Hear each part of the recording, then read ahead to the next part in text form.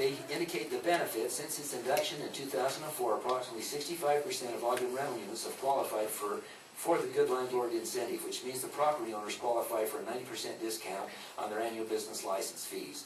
In its first year of the program, landlords who diligently followed guidelines also saw a reduction in crime at their properties. In fact, 11.6% reduction in crime, according to reports.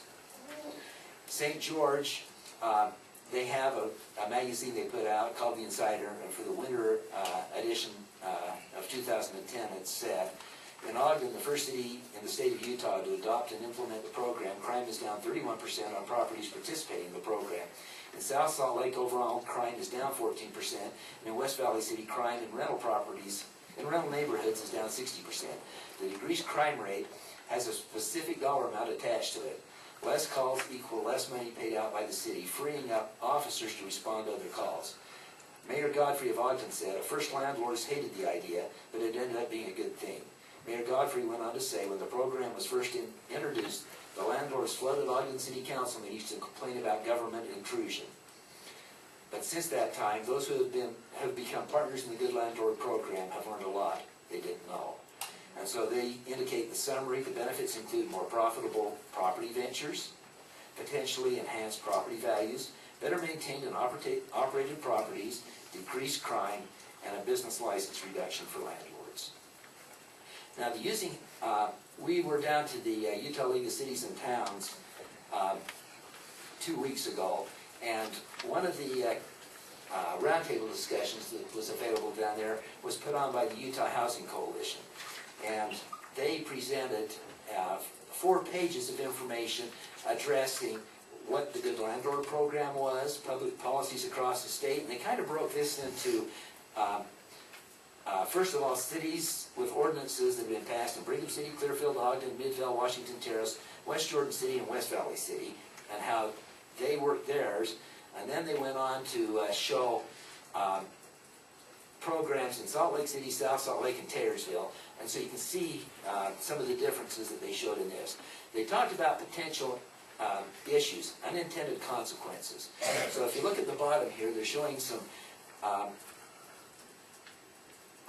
property crimes that were committed, and the number of them, in 2006 in Ogden, Roy, and Layton. And then on the next page it shows 2008. And I'm going to come back to this on a different slide in just a minute. Then it went in and talked about recommendations that they felt ought to be looked at to improve the program. And I really appreciated getting this particular one because I felt like as we start looking, if we do a good landlord program, this is the kind of information that's helpful to us. Something that's concrete that says, you know, what should we really do that would make our apartments a better place to live in North Ogden? To make them safer, to make it better for the tenants, you know, for the tenants to live in them. You know, if I was a tenant, I wouldn't want a next-door neighbor that had committed a murder. And since 2004, we've had at least one murder out here in North Ogden. And the question that comes to my mind, if we'd have had the Good Landlord program, would that murder have occurred in North Ogden? And it's a question I can't answer, but it's a question that I have. And so they've come down through and come up with some different things that they're recommending that we look at for cities that come into it. And then there's the information on how to get a hold of the individuals. Now, the information they gave on crime trends, if you look at it, you'll notice here in Ogden, in 2006, a population of 80,000, the number of property crimes they had was 5,029. Roy, with 36,000, had 685. Layton, with 63,000, had 1,900.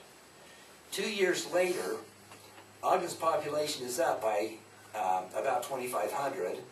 The number of property crimes is down to 4,200. It's a 16.48% reduction. But look at what happened in Roy. Roy's population decreased, but the number of property crimes increased by over 17%. Layton, their population increased, their crimes also went up about almost 10%. And that's the law of unintended consequences. I've tried to find out where North Ogden is, and as we've approached the chief, he said that Weber County's the one that keeps those statistics, and considering I only asked them yesterday, they were not able to get those numbers together for me.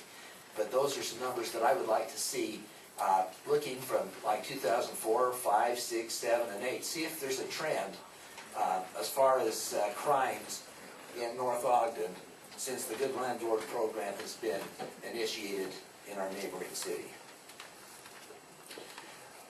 I'd like to make a summary. Don't charge them. Some cities charge different fees for different types of businesses, which is a form of disproportionate fees, and some cities do charge the disproportionate fees. Those who charge disproportionate fees or various licensing fees do so to cover the extra costs generated by businesses. They feel the community should not have to cover the extra expenses. Now, on the opposite side of the coin, sometimes as a community we may say, well, gee, we're willing to pick up those extra costs just to have those businesses here in our community to be able to slip down to. And if the businesses are too burdened with taxes, maybe they won't be able to do business in the city and will have to drive further. And so for us, it's worth it to pay a little more to help subsidize them. On the landlord business fees, on the Good Landlord program, again, some cities don't have landlords business fees. Some charge the landlords the same business fee that other businesses pay, and some charge more for the landlords but give them discount fees if they participate, again, in the Good Landlord program. And so the question I think we need to address is, should the community pay for the extra police calls that are generated by rentals, or should the landlords pay more to cover the increased calls? Here are some questions that I have in my own mind. Water.